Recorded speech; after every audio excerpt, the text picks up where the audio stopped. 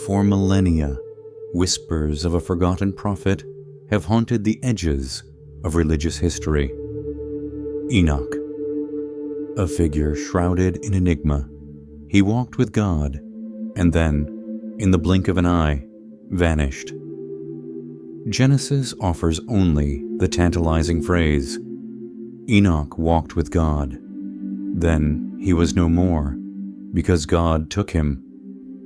But what if that disappearance was not the end, but merely the prelude to a far grander, far more controversial legacy?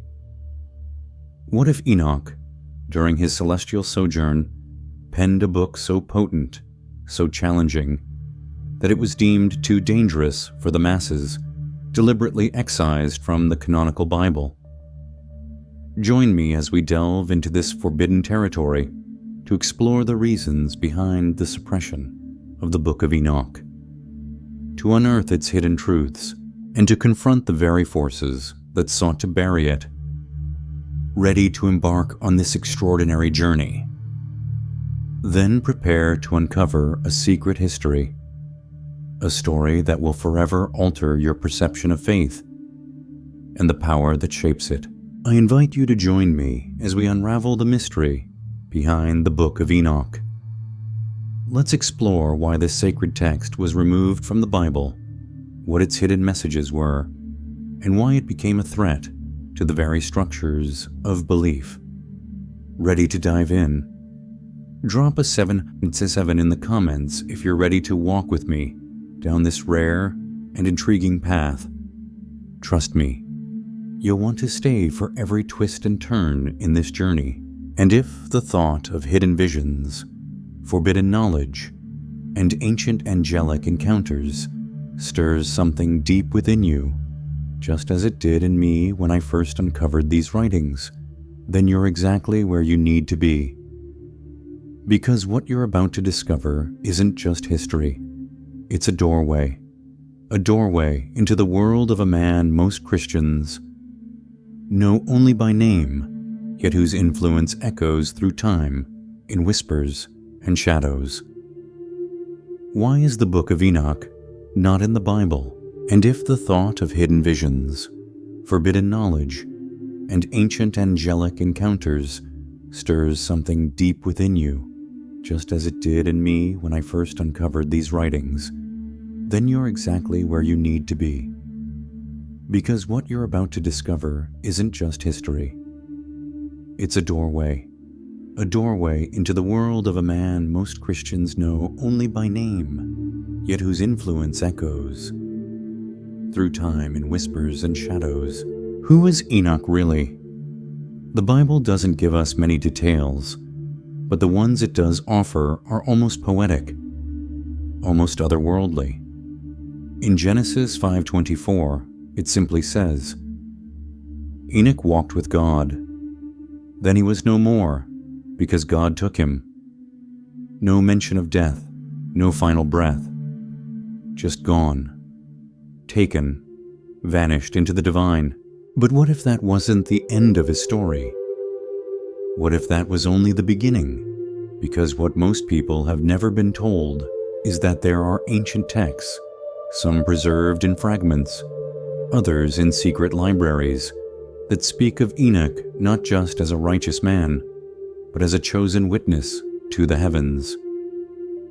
These texts claim he was shown the architecture of the cosmos, the secrets of the stars, the fall of angels, and the final destiny of mankind. Imagine for a moment, standing shoulder to shoulder with Enoch, privy to celestial revelations, secrets whispered only to a select few. Have you ever wondered what it would be like if God opened the veil for you, even for a moment? What if you saw things no one else was allowed to speak of? The Book of Enoch, also known as First Enoch, was originally written in Aramaic and was already known among Jewish communities long before the birth of Christ. It was widely read and respected, even referenced by early church fathers, and echoed in the writings of Jude in the New Testament.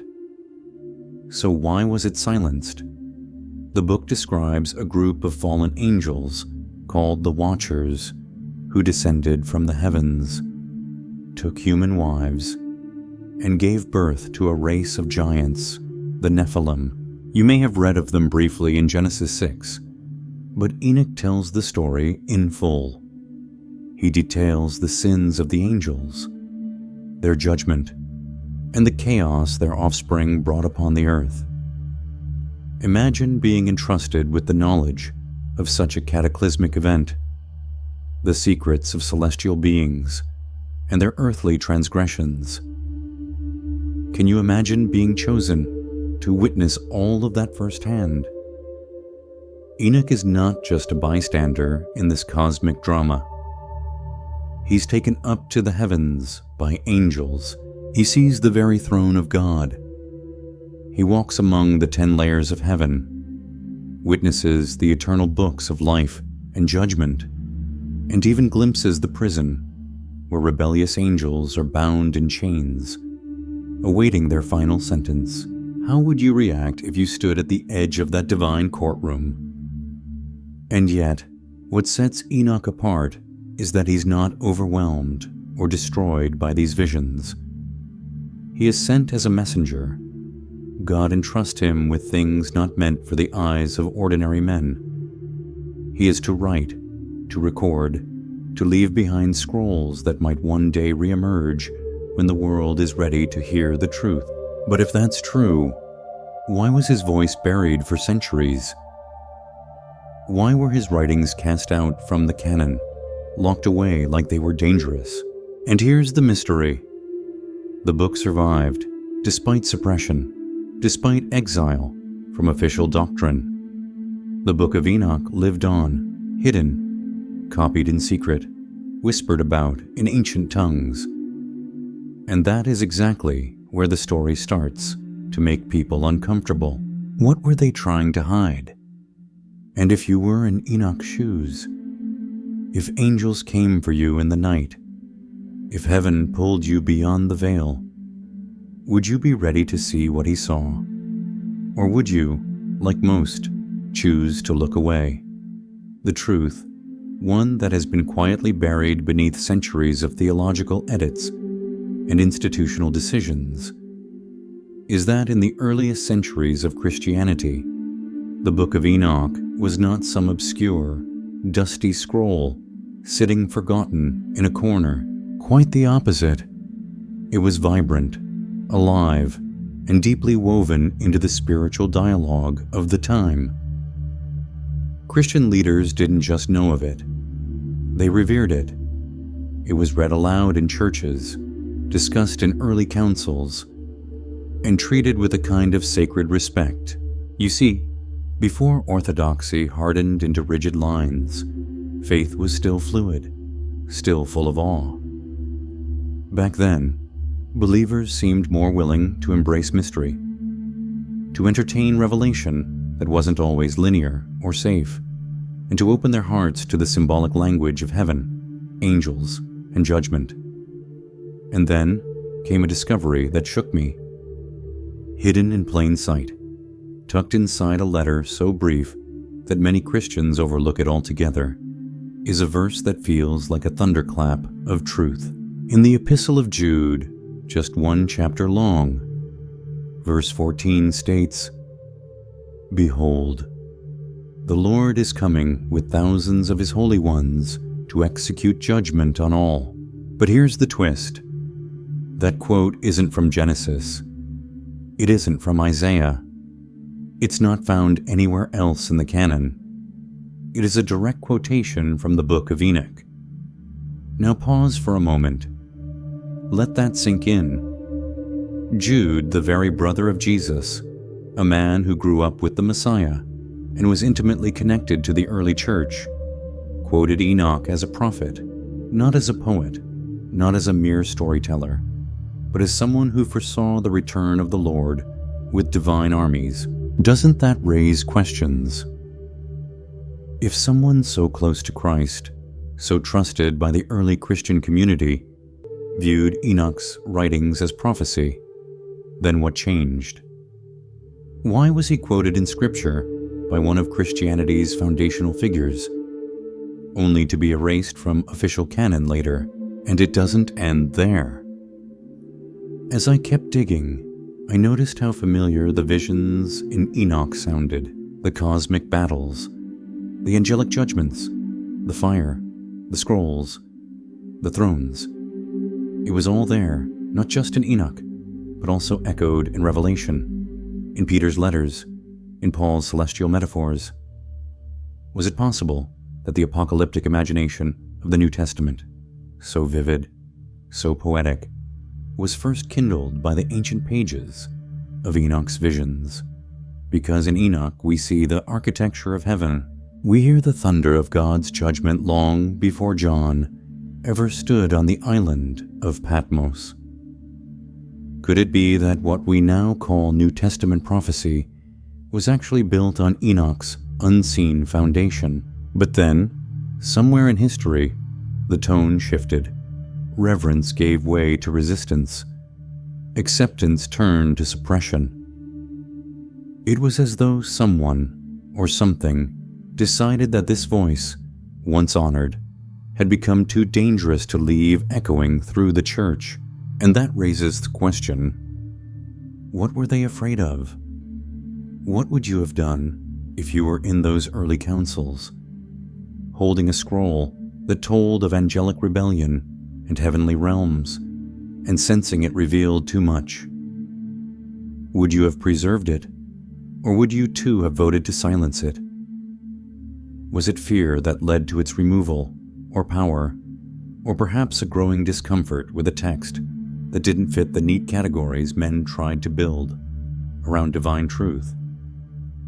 The answer, as we'll see next, may be far more tangled and far more revealing than anyone expected. The disappearance of the Book of Enoch from mainstream Christianity didn't happen with the thunder of a gavel or the flash of a sword.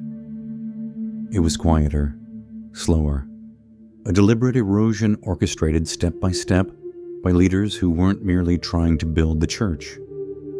They were trying to control it. What began as an open stream of spiritual exploration, filled with prophecy, mystery, and apocalyptic vision, gradually became a walled garden. And anything that didn't fit within those walls, anything that threatened the tidy structure of doctrine, had to be removed, stone by stone, scroll by scroll. Among the texts that most deeply disturbed this emerging system was the Book of Enoch.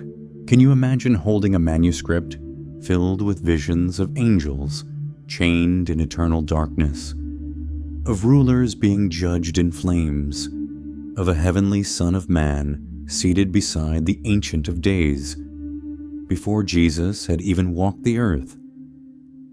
What would you do with such a book?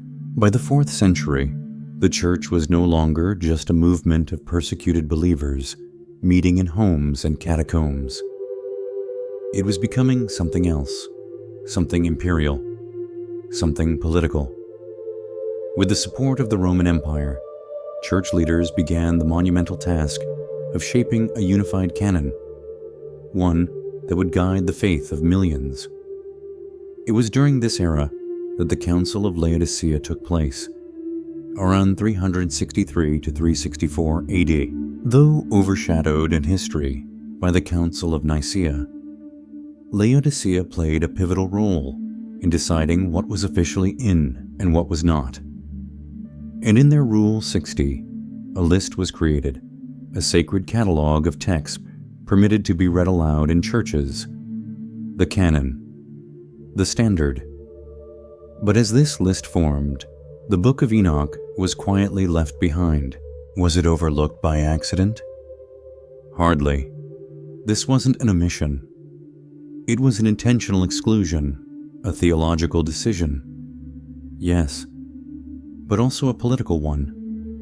The Book of Enoch was wild, mysterious, filled with language that defied institutional boundaries. It didn't just teach about good and evil. It exposed the corrupt. It prophesied against rulers, warned of divine justice raining down on kings, and told of heavenly beings who rebelled and paid the price. It didn't ask permission. It declared judgment. And perhaps most controversial of all, Enoch wrote of a figure called the Son of Man, radiant, glorified, sitting at God's right hand, in glory and authority, long before the Gospels had ever been written.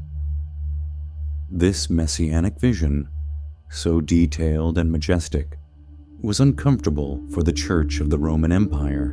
Why? Because it reminded the powerful that authority didn't belong to emperors or bishops. It belonged to God and to His chosen one, long before their version of the story was complete.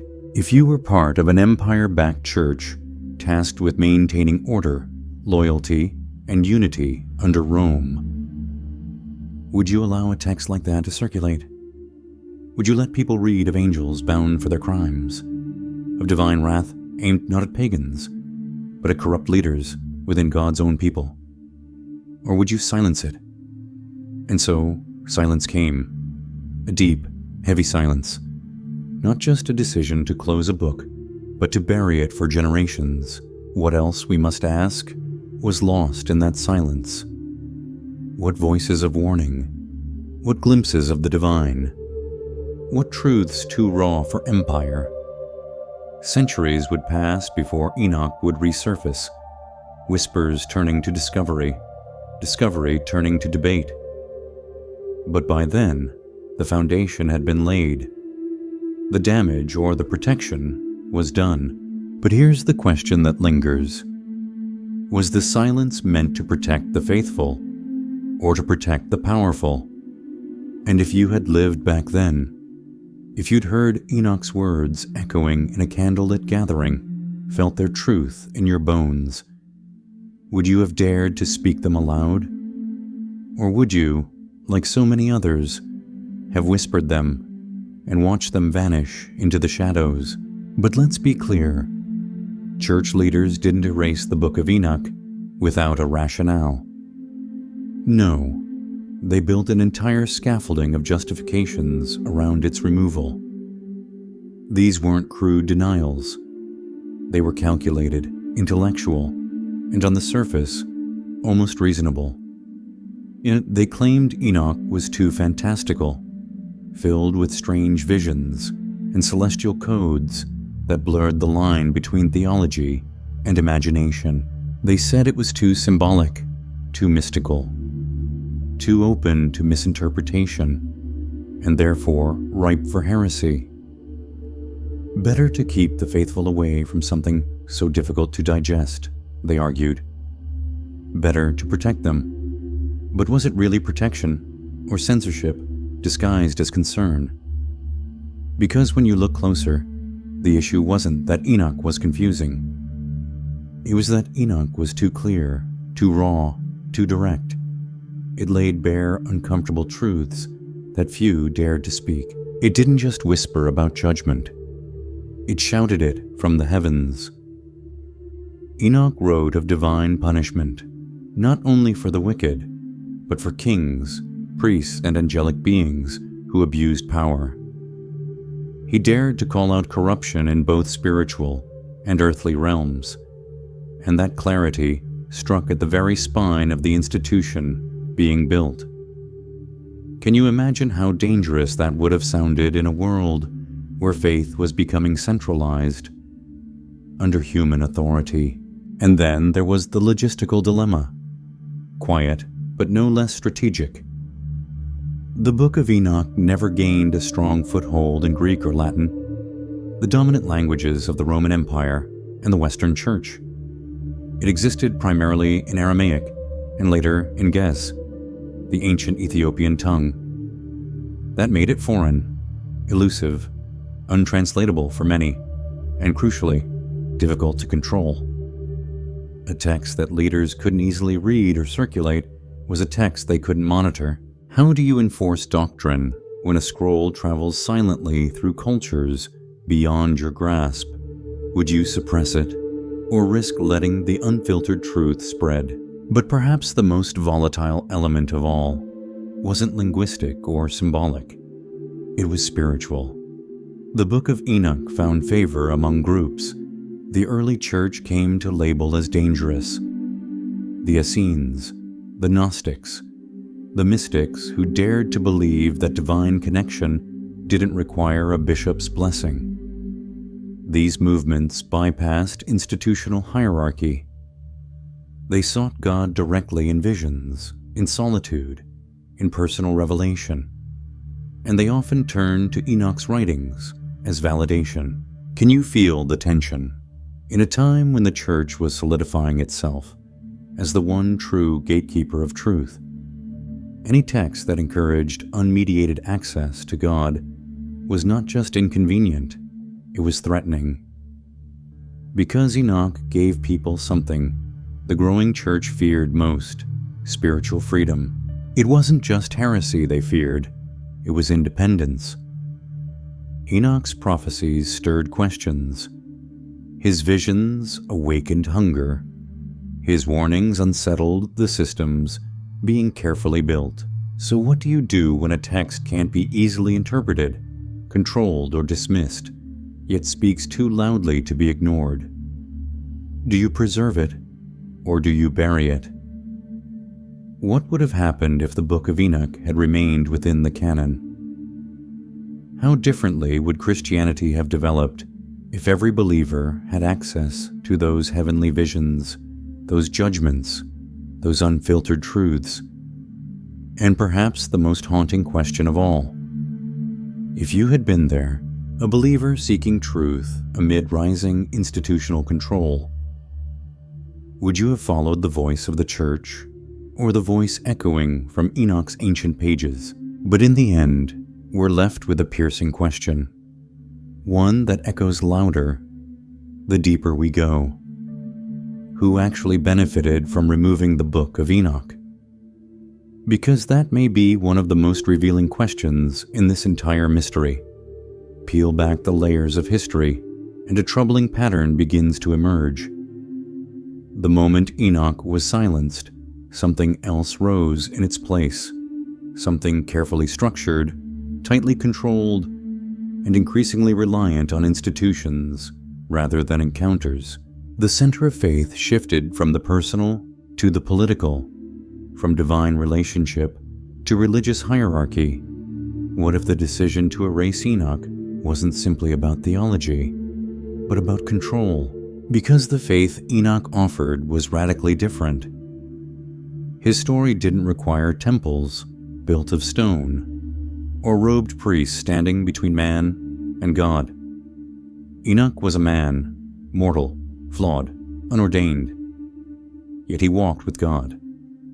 He was lifted into the heavens, entrusted with secrets of creation, given visions of judgment and eternity, allowed to speak with archangels and see realms no eye had seen. And all of it, without passing through a single institution. Can you feel the weight of that? Can you imagine what it would mean to the early church if every believer believed they too could ascend, could witness, could speak with God face to face?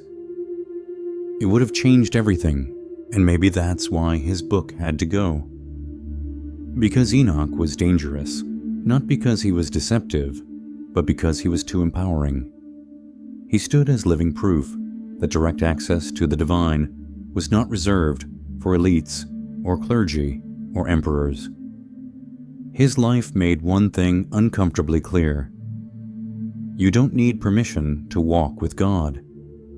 For a church that was intertwining itself with the empire, molding itself into the spiritual engine of Rome, that message was revolutionary and threatening.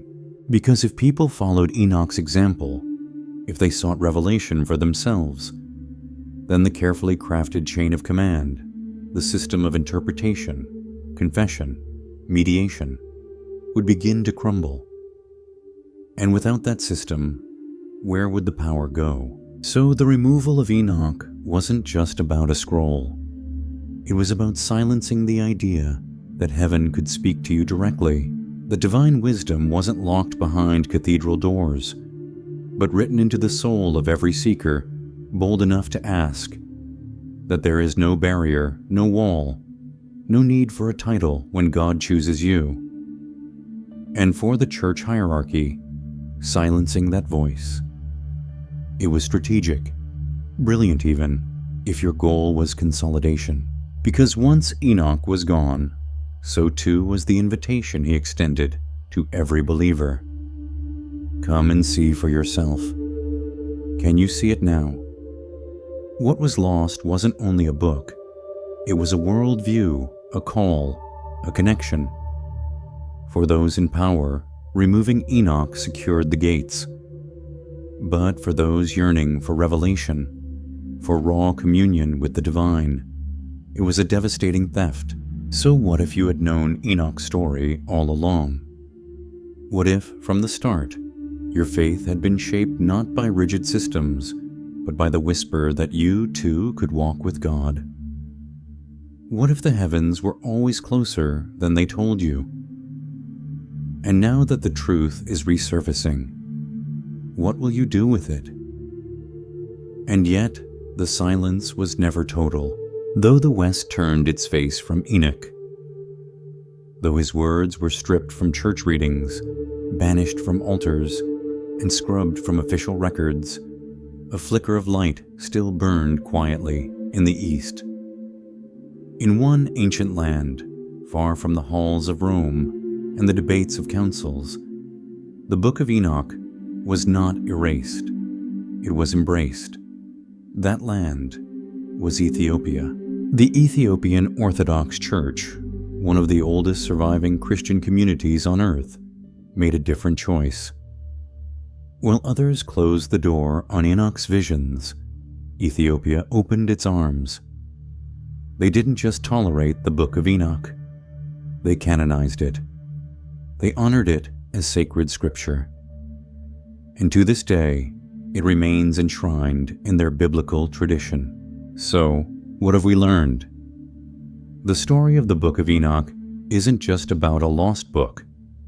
It's about the enduring power of spiritual seeking, the courage to question, and the possibility that the divine whispers secrets to each of us, regardless of what any institution might say.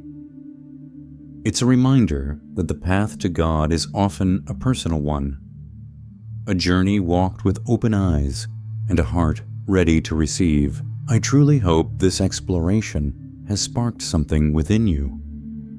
A deeper curiosity, perhaps, or a renewed sense of your own spiritual potential. I'd absolutely love to hear your thoughts on all of this. What resonated most with you?